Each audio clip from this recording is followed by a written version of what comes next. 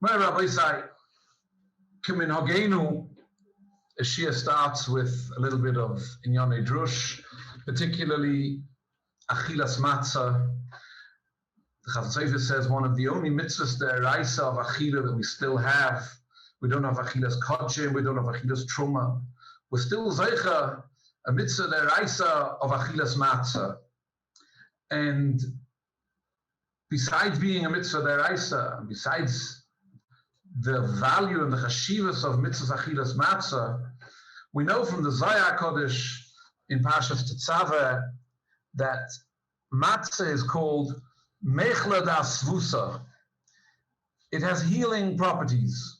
Asva is a doctor.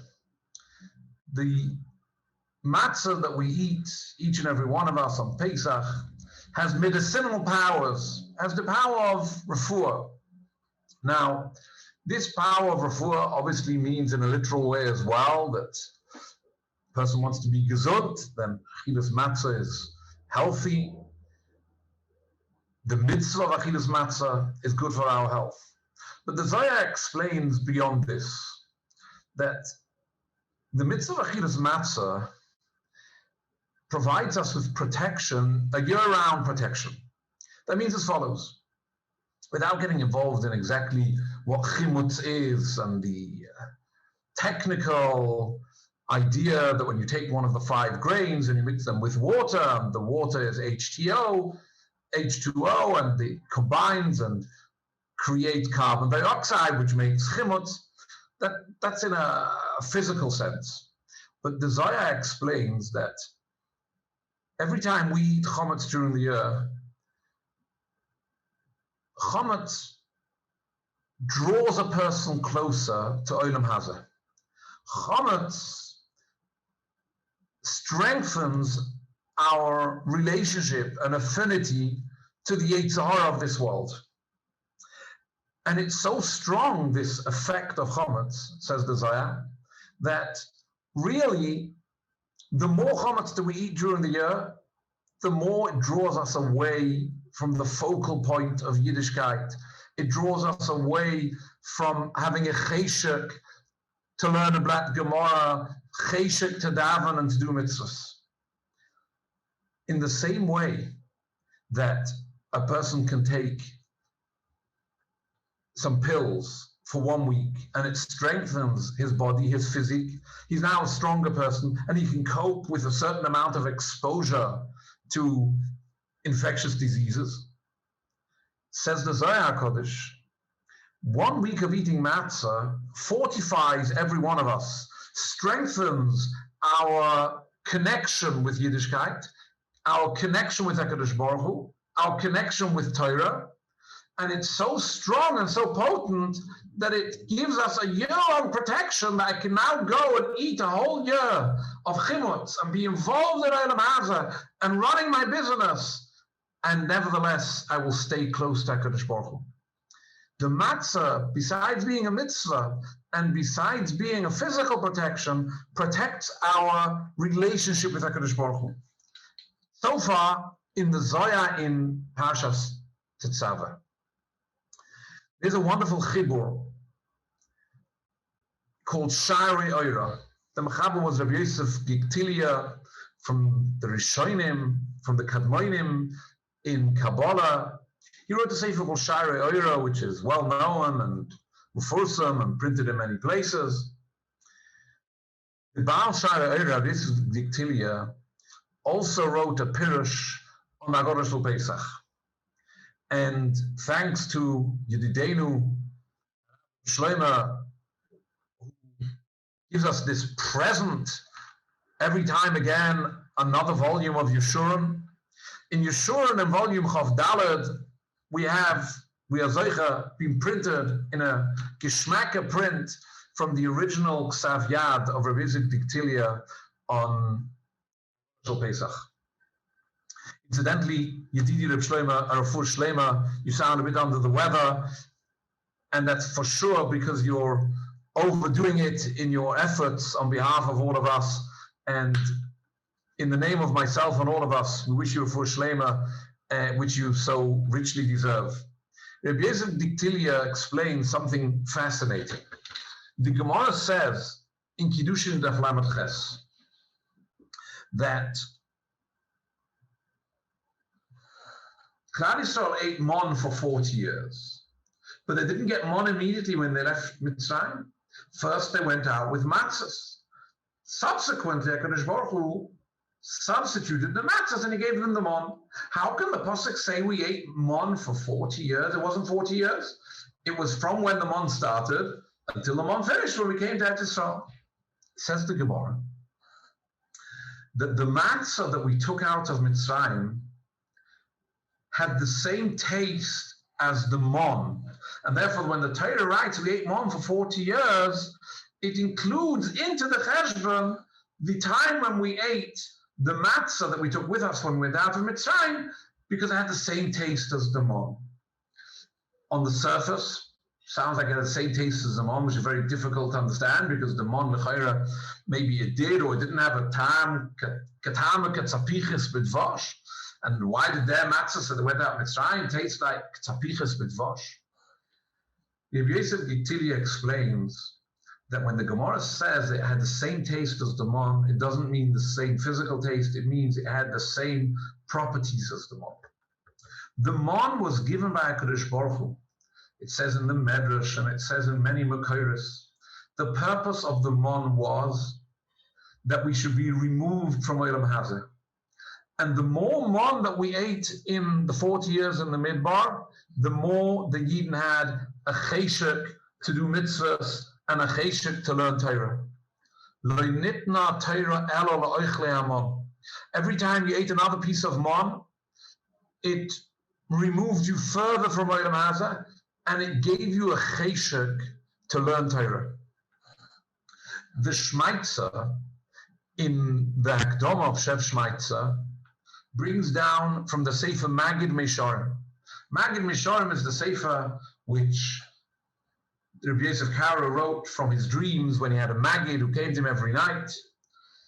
And the Magid Mesharim writes that the Malach revealed to me, I think in Magid Mesharim Pashas Re'eh, that eating mon was necessary, prerequisite before Kabbalah Satir. The purpose of Yetzias Mitzrayim was Tavnas Elikim al HaRav. We should be zoichet to learn Torah. Says the Magid Mesharim, the Malach said to him, to really want to learn Torah, a person needs to eat mon. That's why HaKadosh Baruch Hu took us to the Midbar. It's not like we imagine we were in the Midbar, we had nothing to eat, so what could he do? He had to give us mon, he had to provide. No, the other way around, says the Magid Mesharim. HaKadosh Baruch Hu wanted to give us the Torah. And you can only get the Torah if you have a cheshek for Torah. You can only get the Torah if it's important for you to learn Torah. So HaKadosh Baruch Hu removed us from all the regular food. He took us to the Midbar so as to force us to eat mon, and the mon will drive us and channel our energies that we want to learn Torah. And then HaKadosh Baruch Hu could give us the Torah. Says the Shmaitzer in the Akdama, very interesting, cryptic remark. And he says, even though the Magid Mesharim says this about the Achilas Hamon, but he says, V'adover yodua shekein hu l'doros. This concept that there's a food which you eat, which gives you cheshek to learn Torah and do mitzvahs, that still exists, l'doros. Sosam v'lei pirish. He doesn't explain what that food is and in which way it's mashpia. Says Rabbi Yosef Diktilia, this is what the Gemara means in Kiddushin Daf Lamed Ches. Charora sheitziu miMitzrayim, the matzah which they ate when they went out of Mitzrayim, which the Zohar calls a mechla d'asvusa, it heals you. Matzah has the same properties as mon. In the same way as lo nitna Torah elo la'ochlei hamon, so too lo nitna Torah elo la'ochlei matzah. You eat matzah, it tempts you to learn Torah. It gives you a cheshek to learn Torah. This is so necessary before Kabbalah Satir. The Gemara tells us in Yuma Divine Base, very famous Lashon. The Gemara says that there's a Kesakuna, a Kesamalchus, and a Kesser Torah. Kesser Kahuna is nitna to who? To Zera Aaron. They're the ones to whom Hashem gives the Kesser Kahuna. Kesser Malchus is only given to Malchus, to Zera, Malchus based on it. Kesser Torah, Munachas Bekeren's office, it's sitting in the winkel from the winkel, in the corner. Whoever wants to can take it. It's free for all. That's the Pashut of Pshat in the Gemara. But the Maral says, the Gemara doesn't mean it's in the corner. If you want to, you can pick it up. It's Hefka. No. The same way that the Kesser Malchus is given to someone. To whom? To the Zera of David HaMelech. And the Kesser Kahuna is given to the Zera of Aaron. The Kesser of Torah is given to whom? If Torah is chashav in your eyes, if you're a roitze l'ilmei Torah, if it's important for me, if I attach importance to the limud Torah, that's when HaKadosh Baruch Hu gives siyata d'shmaya to you. He gives the Kesser shel Torah. Learning Torah when Torah is not important, you won't get HaKadosh Baruch Hu on your side. Torah yivakshu mipiu, that HaKadosh Baruch Hu is there to teach you Torah. If Torah is important, Munachas Bekeren's office, you're a roitze l'itoil, says the Yosef Diktilia, how do you become a roitze l'itoil? By achilas matzah. You eat matzah, you're a roitze l'itoil. As a Meir Gevot, Paroi said in Parshas Shmois, make the Yidden work harder. Don't agree to Moshe Rabbeinu who wants them to have a Shabbos, a day off. Make them work harder. Teven le'yinosei lehem. V'al yishu, let them not turn b'divrei sheker, to false lies. Says the Medrash, what did he mean, al yishu b'divrei sheker? Because Moshe Rabbeinu was convinced, Paroi, that we need a day off. What do we do on the day off? Megillas hayu lehem b'Mitzrayim, and they were learning Torah in Mitzrayim. Says Paroi, Tichbaro avoida, make them work harder, make them work on Shabbos. V'al yishu b'divrei sheker, let the Jews not turn to false ideologies of the Torah. And the Mefarshim ask, how can the Torah HaKadosh express itself? True, Paroi didn't believe in the Torah, but the Torah can call our Heilige Torah. The Torah refers to itself as divrei sheker. How can that be? And the Mefarshim say, if Klal Yisrael in the Mitzrayim would treat the Torah correctly, would realize that Limud HaTorah is of paramount importance, then Paroi would never have stopped us learning Torah. But Klal Yisrael looked at the Torah as something of secondary importance. If I have a day off on a Shabbos, I'll learn Torah. That's called divrei sheker. You're learning Torah, but you're learning Torah without attaching to it the true importance. That's divrei sheker. Reb Chaim Volozhin writes in Ruach Chaim that a person's cheshek for learning Torah should be so great that he should wish, halavai, I had no need to eat, and no need to drink, and no need to sleep, and I could spend 24 hours a day learning Torah. That's the darga that it should be, the shkeda and the cheshek that we should have for Torah. And you know something, if that's the way we would want to learn Torah, that's called a roitze l'itoil. And a roitze l'itoil, Yavor v'yitoil, HaKadosh Baruch Hu help him in his limud HaTorah. How can we in our Dor Shofel aspire to such a madrega, to madregas of cheshek in limud HaTorah? Says the Zoya, you eat matzah, and you mekayim the mitzvah achilas matzah. The matzah has no oilam hazeh in it. The matzah is a tool for creating cheshek for limud HaTorah in each and every one of us. Baruch Hashem, we sit together, a tzibur who are dedicated, who give up their time and the cheshek to learn a sugya and another sugya and yet another sugya. These are the people who appreciate the value of Torah. And although we go through the year eating chametz, we're heading towards Pesach when we're zeichet to eat matzah again. And the matzah will bring us back to the level where we want to be of cheshek in limud Torah, and will once again make us worthy of a great Kabbalah Torah. B'tzeischem mi Mitzrayim tavdon es elikim ala hor hazeh.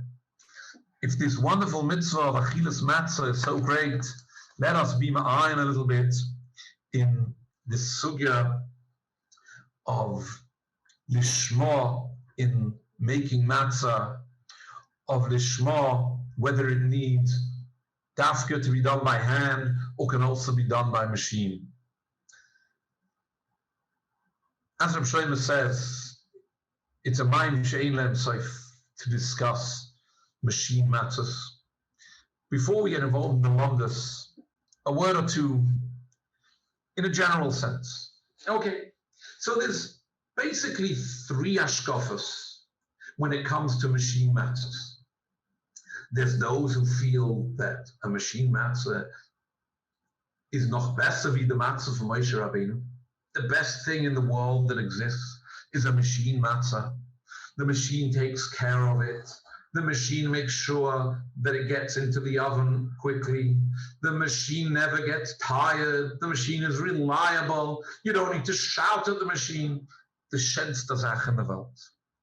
People like Reb Shmuel Salant, who said he doesn't want to be moitzi lav on the matzos of Moshe Rabbeinu, but my machine matzos are better. That's one madrega, one side of the spectrum. Then we have, all the way at the other side of the spectrum, we have Heilige Divrei Chaim, who had various objections to machine matzahs. And besides all the various objections, he writes, he also has a tam komos, a secret reason, which he's not revealing. And obviously, once he says he has a secret reason, even if we'll put right each one of the objections that the Divrei Chaim says, but he has a tam komos. Nothing in the world will get you past the tam komos. By the Divrei Chaim, machine matzahs are chometz. Hadvarim Yeduim that Kleizim Begaruv in Divrei Yatziv goes so far as to say that it could be that Tzanza Eineklach are not allowed to sit at the table where there are other Yidden eating machine matzahs, because in the same way that you can't have one person eating fleishigs and the other one milchigs at the table, unless there's a hecker in between the two of them, if they know one another. We're scared that chas v'sholem, the fellow who's eating fleishigs will take some cheese during his meal, says the Divrei Yatziv. The same thing applies to machine matzahs. Rachmuna litzlan, the fellow might take a crumb of machine matzah. Not only that, but he says that it could be that you can't make it siruf l'zimon, because by them eating a machine matzah is eating chametz, so you can't make it siruf l'zimon. And it might be that machine matzah is called chametz shavalav Pesach. It's forbidden to eat because it's chametz shavalav Pesach. There's a story here in Yerushalayim in the days of Rav David Bar-Ram. There's all different girsus of exactly what happened. Ayin Sefer Eirach David, but the generally accepted girsa is that there was one of the big Talmidei Chachamim here in Yerushalayim who sent a kid round to Rav David Bar-Ram on Matzah Pesach. Rav David Bar-Ram ate on Pesach machine matzahs right through Pesach.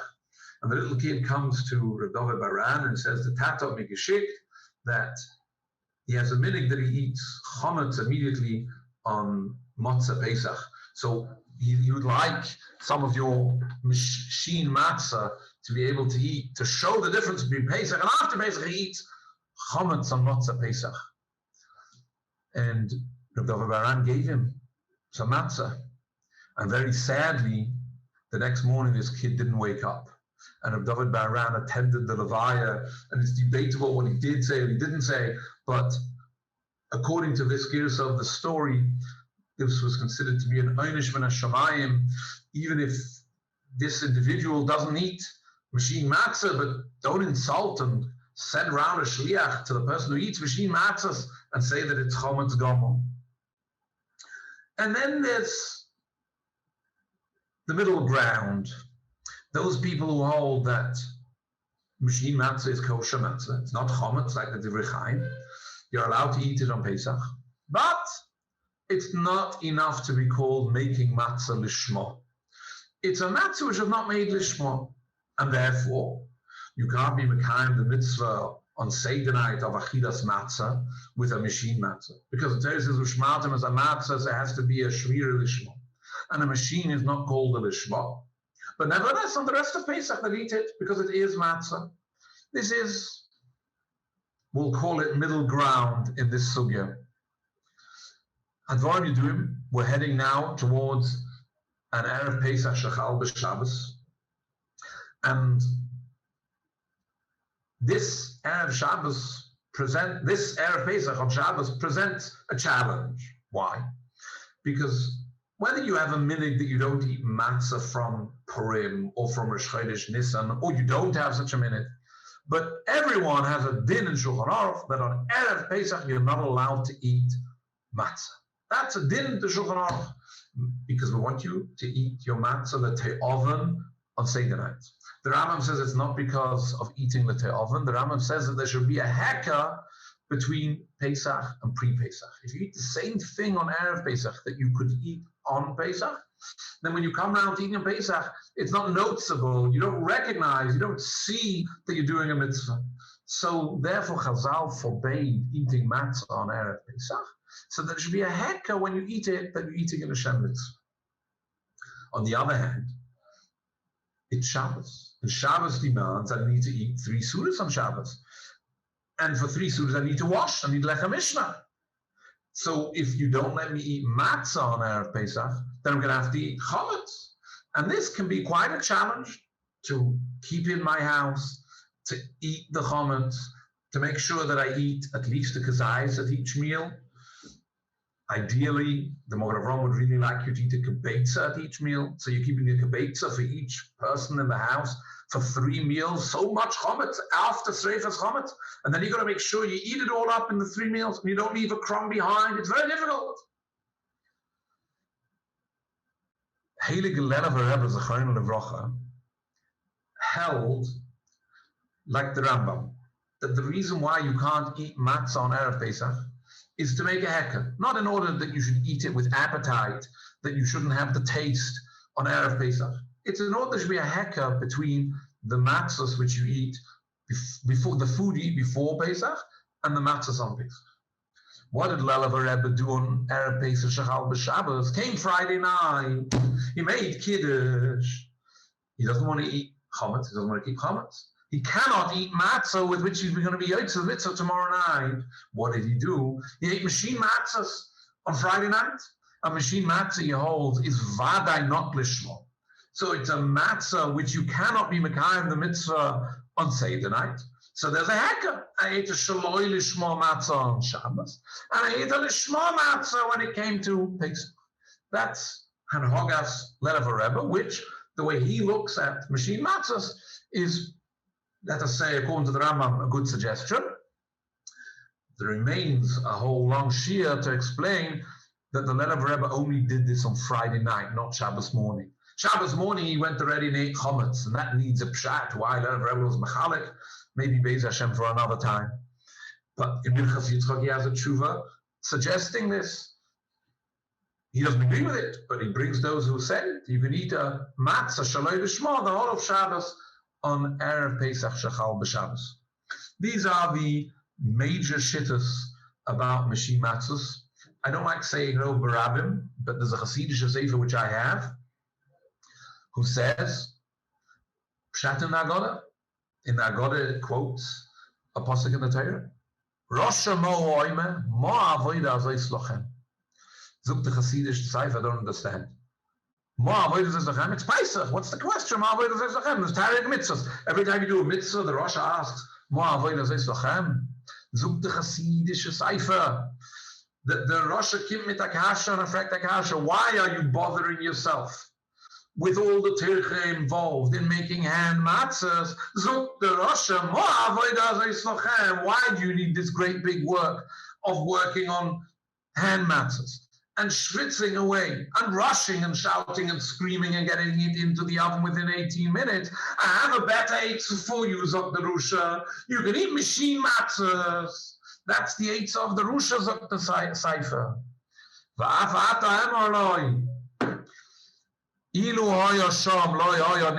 Somebody who doesn't eat machine matzah, doesn't need hand matzah, so you know, you shall not legal. As I said, the Hasidic Cipher Rabbi say. But there remain different opinions. I'd like to try and explain a little bit of the sugya.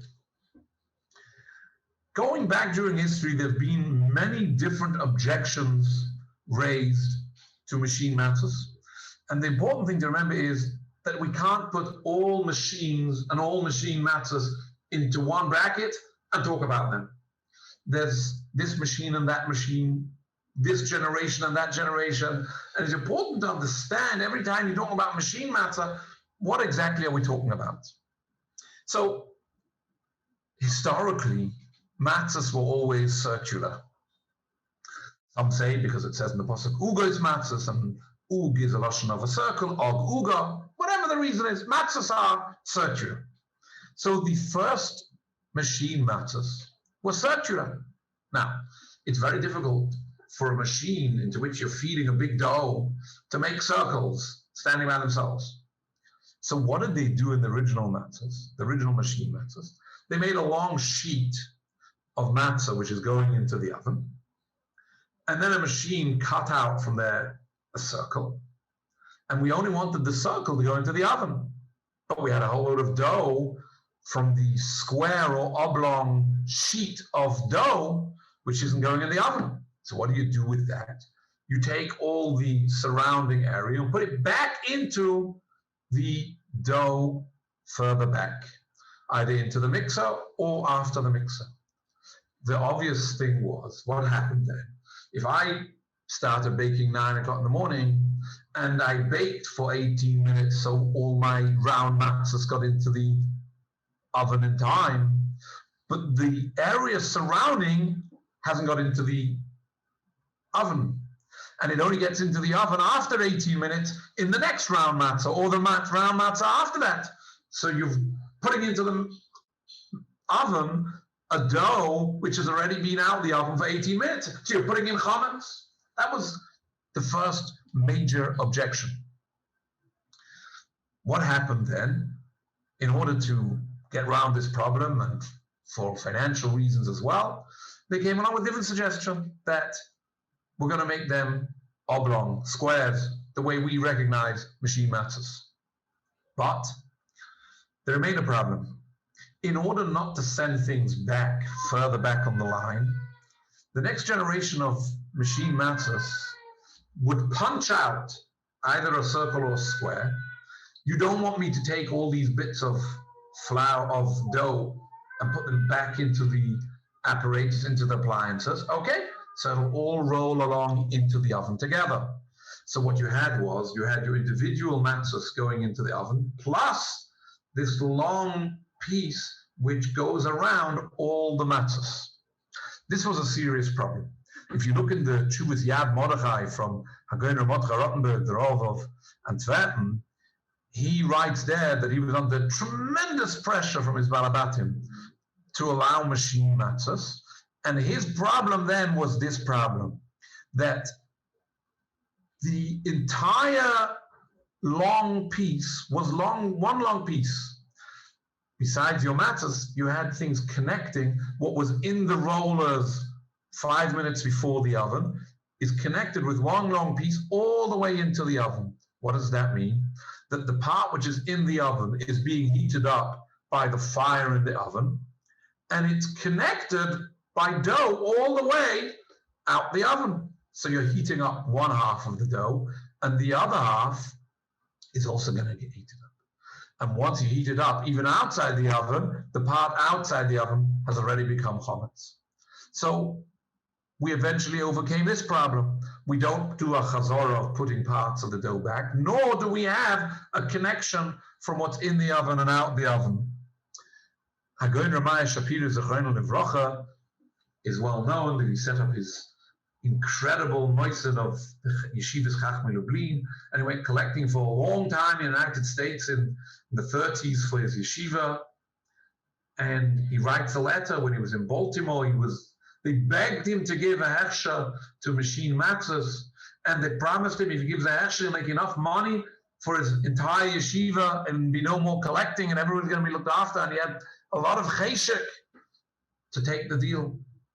But then when he came to look at the Matzos, no, he's not giving a hechsher to machine Matzos, whatever happens, and even if it means less money for the yeshiva in Lublin. One or two more words before we get involved in the Lomdus. Yedidi Reb Shloima already introduced the sugya. We had a Goyin Reb, the Sholem Meishiv. The Sholem Meishiv was the big matter of machine Matzos. And he had a brother-in-law, Ramat Chazev Ittinger, also a big Talmud Chacham. He wrote Shabbos HaTshuvas Maimon Motra, not the sefer we have Maimon Motra on the Shulchan Aruch. Shabbos HaTshuvas Maimon Motra, both of them big gedolim. The Sholem Meishiv, Shol Natanzon, was married to a younger sister of Ramat Chazev Ittinger. And these two, for a long time, were very good friends. They gave out together the Abba Talmud, and they worked on many tshuvas together. For years and years, they were very good friends. Something went sour. It's unclear, it's debated in many different books what happened. But the fact is that Beis Yishol writes in the Akdama of one of his Sfarim that I was Zoicha at one stage to write together with my brother-in-law a tshuva sefer called Shevas Achim. Shevas Achim, two brothers-in-law wrote sefer together, but since then we've fallen out and we don't get along, and I'm now printing my own Tshuvas Sholem Meishiv, in which there are thousands of Tshuvas. What exactly happened, we don't know. We do know that sometime after this, Ramat Chazev Ittinger and others printed a kuntras called Moidar LeBeis Yisrael, in which they attacked the machine Matzos, and this was answered by the kuntras Bittul Moidar, in which the Beis Yishol defends himself and supports the machine Matzos very greatly. And in the next generation, we had the Heilige Marsham. Now, the Marsham was a chassid, but nevertheless sided with the Sholem Meishiv and quotes him as supporting machine Matzos. Having said that, not all machine Matzos did the Marsham support, but definitely the original machine Matzos, which were made the way they were in those days, the Marsham supported in more than one tshuva. And the story goes that they set up a matzah bakery, a machine matzah bakery in Yerushalayim, officially because of the letter of the Marsham, and there was big chaos in Yerushalayim at the time, as there is today in Yerushalayim, whenever there's something to fight about. And subsequently, the Avnei Nezer wrote a tshuva against the Marsham. How could you be machsher the machine Matzos against so many gedolim, the Heilige Disherim, and the Divrei Chaim, and so many others who wrote against machine Matzos? And they were really contemporaries. They were nifta within a year of one another, if I remember correctly, the Avnei Nezer and the Marsham. But the Avnei Nezer writes very sharp lashon against the Marsham. He calls him against, in comparison to the great gedolim who answered. He says, if you have so many gedolim who answer, then mayasu izuvei akir. How can a zvov, how can a little fly like the Marsham be machsher machine Matzos? And the storybooks say that the Tzvi who himself was also a chassid, the Tzvi said, this Avnei Nezer, I have to make a ha'ara. And that Tzvi said, you call the Marsham a little fly on the wall. I knew that little fly on the wall. The Tzvi was 30 years old when the Marsham was nifta. And that little fly was Baki in Gans Shas and Ala Rishonim and Talmud Yerushalmi Baal Peh. Don't call him a little fly. So there were gedolim on both sides, mamash major gedolim on both sides. Some who were machsher and some who were not machsher. And what we want to discuss is an understanding in the longest of what's going on over here. So, we've learned the sugya in Pesachim in Daf Mem, the sugya of Ushmat Matzos, and the Shulchan Aruch paskins, although there's two opinions, whether you should have Shmira only Mishas Lisha or already Mishas Katsira, the Shulchan Aruch wants a Shmira Mishas Katsira, from the Shas Katsira already. The second point that the Shulchan Aruch says is, what happens if the Goy does the work and there's a Yisrael Oimid al Gabor? That means that the Goy is going to do the kneading, the Goy is going to put it into the oven, and the Jew is standing there and shouting L'Shem Matzos Mitzvah. The Jew is standing there making sure it's done right.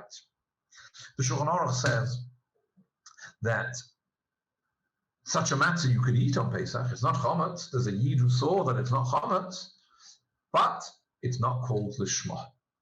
The goy did the baking, the goy did the kneading. It doesn't help that there's a Jew standing there. Yisrael Omer al Gabor doesn't help, and the goy doesn't help. And therefore this matzah is not called lishma.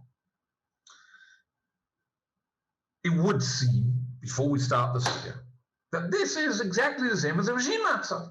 What's a machine matzah? If we would say that pressing the button of the machine is not called lishma, not a ma'aseh lishma, okay? So the machine is doing the baking, there's a Jew standing there, and the Jew is making sure it's all done right. That should be exactly the same as a goy with the Yisrael Omer al Gabor. And Shulchan Aruch says you can't eat. This is not called a lishma. In fact, there is a ra'ah brought down in the Achronim. The Tzvi brings down the ra'ah, and the Achronim bring it down. And the ra'ah argues, the ra'ah says, no, it doesn't matter if the goy puts it in the oven or the goy does the kneading and baking, as long as there's a Jew standing there. So perhaps we might have thought that according to the ra'ah, it's going to be good by the machine. But no, the ra'ah doesn't say it's kosher because the Yisrael Omer al Gabor, he's the one who's making it lishma. It doesn't say that. The ra'ah says that the goy doesn't need it to make a lishma l'shem mitzvah. A goy can't make l'shem mitzvah, but the goy can be mechavan l'shem matzah and want to eat a matzah. Says the ra'ah, it's good enough if the goy is thinking and saying l'shem matzah, it doesn't need l'shem matzah's mitzvah. That's the opinion of the ra'ah, and therefore he allows a goy with Yisrael Omer al Gabor. But that's only because the goy is mechavan l'shem matzah, but the machine won't have the heta of the ra'ah either. Nevertheless, there are a number of svaras in the Achronim who want to say that a machine matzah with the yid standing there, and the yid says l'shma or switches on the machine l'shma, is better than a goy doing the baking with Yisrael Omer al Gabor. How can it be better? So the first is the chidah. The chidah doesn't discuss directly machine matzahs, but there are chidah in Machzik Bracha says an interesting thing. You have a rechaim to grind your wheat and make flour. Shulchan Aruch wants it should be lishma from the Ketzir. Some learn from the Ketzir itself. Seichem says from after the Ketzir, but from after the Ketzir, the Tchina needs to be lishma. And many hold that even if the goy is doing the Tchina and the yid is Omer al Gabor, is no good. Because just like if the goy is putting it into the oven and Yisrael Omer al Gabor is no good, so too if the goy is doing the grinding and the Jew is standing there saying the Shema, is also no good. There are many who hold that way, not like the Taz on the Chasam Sofer. Nevertheless, says the Chidah, if an animal is walking around, round and round, turning the mill, and there's a Jew standing there saying the Shema, that's good. How can a Yisrael Oimid al Behema be better than a Yisrael Oimid al Hagoy? Says the Chidah, really the Jew standing there should be enough of an ingredient of the Shema. So why is the Shulchan Aruch machmeh by a goy with Yisrael Oimid al Gabor? Because the goy thinks whatever he wants to think. And when we're considering, are these matzos baked al das, the guy who did the baking or did the milling, or al das, the yid who's standing there, obviously the guy who's doing the actual grinding is misgaber, and he's not mechavan Hashem. He's mechavan Hashem something else. Says the Chidah, if you take the guy out of the picture, there's an animal. The animal thinks nothing at all. And then you've got a yid with omed al gabai, that's enough to be called lishma. So the machine is exactly the same as a behemoth. The machine doesn't think anything. It's neither here nor there. So according to the Chidah, the Yisrael omed al machine will also be good enough for lishma. But there's many who argue on the Chidah. The next comes a very interesting thing. Why is the Yisrael omed al gabai not good enough? True. The guy, when he does the baking, he puts it in the oven. The guy does the kneading. He can't be mechavan l'shem mitzvah. There's no shaychus. Even if he's going to say l'shem mitzvah, it doesn't mean anything. But why isn't it good enough when the yid stands there and he says the shem matzos mitzvah? So it's very well known that the Minchas Chinuch says, and he was zeicher to be mechavan to Meir and Hilchos Chaim and many others.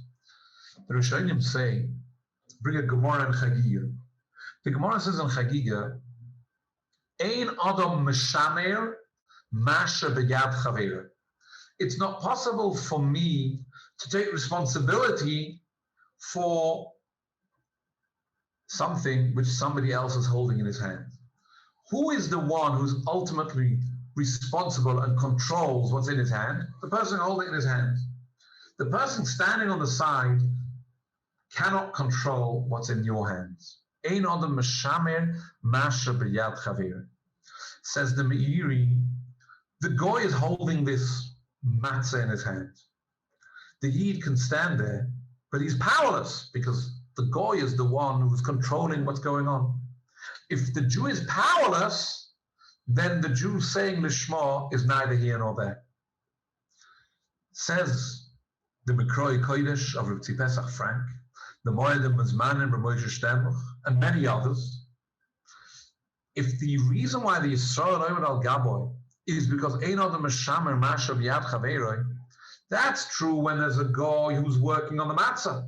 So the guy makes his own decisions. I don't make the decisions. The guy makes the decisions. Ein Adam Meshamer Masha B'Yad Chaveroi. So the Jew standing there can't make it a lishma.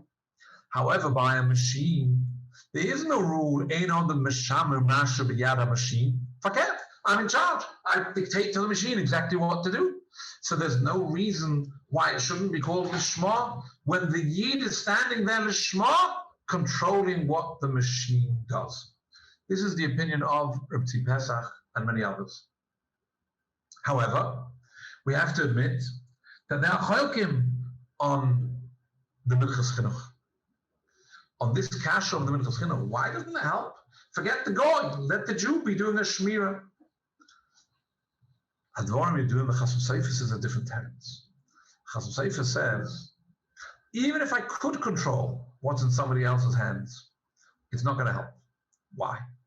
Says the Chasam Seifus, if you place together in a bowl flour and water, you've created all the ingredients for making chametz.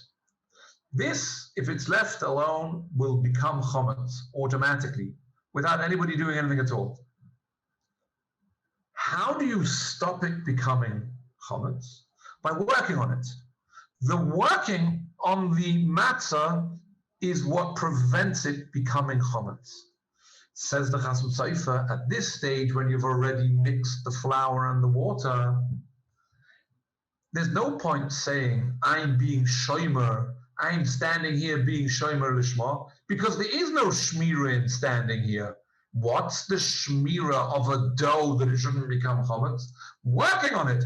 Who's working on it? The guy. So the Jew is relevant. Chasam Seifus learns from this a moedik chiddush in halacha. We go back to the taina of the chidah. By tchina, we have an animal who's turning the mill, or even a goy who's turning the mill, and the minig is that we allow the goy to turn the mill. If you don't let the guy put it into the oven, you don't let the guy do the baking, the kneading, so why do you let the guy do the milling? Says the Chasam Sofer Pashat. At the stage of grinding, there is no water. So what's the shmira at that stage? To ensure that no water gets here, that it doesn't come into contact with water. That's nothing to do with the fellow who's doing the grinding. That's somebody standing on the side, making sure no water comes. So he's doing the shmira. What's the shmira requisite at this stage? The water shouldn't come. But once you've already mixed it with water, says the Chasam Sofer, there's no point standing on the side. Standing on the side won't help you anymore. There's already water in the bowl. What avoids it becoming chametz? Working on it. All work has to be done lishmo by the person doing it lishmo. That's the Chasam Sofer. Now, the emes is that this machlokes Chasam Sofer and Minchas Chinuch could l'chayru be a machlokes in the Rishonim. The HaRav brings down from HaRav. HaRav says that there's 3 malachas which are mandatory in every matzah. And they are, you're going to need lisha, you have to make a dough. Aricha is making from the dough into a matzah. And then afiyah, putting it into the oven. These are the 3 stages which you need to have. Says HaRav, all these 3 stages have to be done by a yid, a bar mitzvah, got to be done right, the shema. But, says HaRav, we make holes in all of our matzos. Because we have thin little matzos, you put them in the oven, it's just going to blow up and burn. So you need little holes in the matzos. Says the HaRav, the guy who makes the holes doesn't need to do it the shema. He doesn't need to be Jewish, he doesn't need to be mitzvah. Because the shema is a din in making a matzah. What does the Torah require for making a matzah? Kneading, making into a matzah, rolling out, and putting into the oven. Torah doesn't require me to make holes. That doesn't need to be done in the shema. The HaRav brings down Avol b'Maril Kosav. The Maril says no. Everything from the time when the flour and water join till it gets into the oven, everything has to be done lishmo. Why? Because anything that you're doing with your dough is preventing it becoming chametz. So any malacha that you do, any maisa that you do, whether necessary or not necessary for the production of a maisa, but it's necessary to avoid chametz, that's going to be done lishmo. So Maril learns clearly that the din of lishma is a din in anything to avoid it becoming chametz. And HaRav learns, no, it's a din in what you need to make a matzah. The Chasam Sofer definitely goes with the Maril. HaRav maybe with the Minchas Chinuch. It's interesting to note, there's a very interesting kula from the Kosher HaRav in his Sefer Eretz Tzvi, where he says, if HaRav says that there's 3 stages, making a dough, rolling it out, and putting it into the oven. These 3 need to be done lishmo. Why do you need to roll it out? Because you made a dough which is big and thick and high, and it's too big. You can't put this in. It's not a matzah. You can't put it into the oven. A matzah, min adin, has to be less than a tefach in height. So if you have a big dough and you split it into smaller pieces so that they should be smaller than a tefach, that's called aricha and is necessary al pidin. Says the kosher glover, once you've already cut it and it's less than a kazai, less than a tefach in height. So we have a minute today, us Ashkenazim, we don't make big matzahs. So we roll it out again and again and again until it's a real thin matzah. But you don't need that minadin. Says the kosher glover, in the same way that HaRav says that making the holes doesn't need to be done lishma. Any rolling out less than the height of a tefach doesn't need to be done lishma. I was once in a matzah bakery, and there was a kid who either was or wasn't bar mitzvah helping in the baking of the matzahs. And I asked, how come this kid is rolling out the matzah? And they said, we have instructions like the kosher glover, that the one who's making the dough and putting it in the oven and rolling it out less than a tefach, that's got to be done lishma by a bar mitzvah boy. But once it's less than a tefach, anything will go. It's all okay, because it's not necessary minadir. That's not like the Chasam Sofer and all those who go with his opinion. The final, if we can call it final, there is no final, but the final that we have the ability to discussion to be machsher a machine matzah, is the Chazon Ish. And the Chazon Ish is talking about our machine matzahs of today.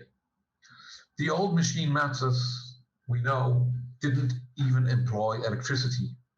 What were they doing? Instead of using a rolling pin for the matzah, they had great big walzen rollers, which were so big and heavy they were able to control and work on a big dough. And on the side you had a handle, which was connected with a whole load of wheels and pulleys.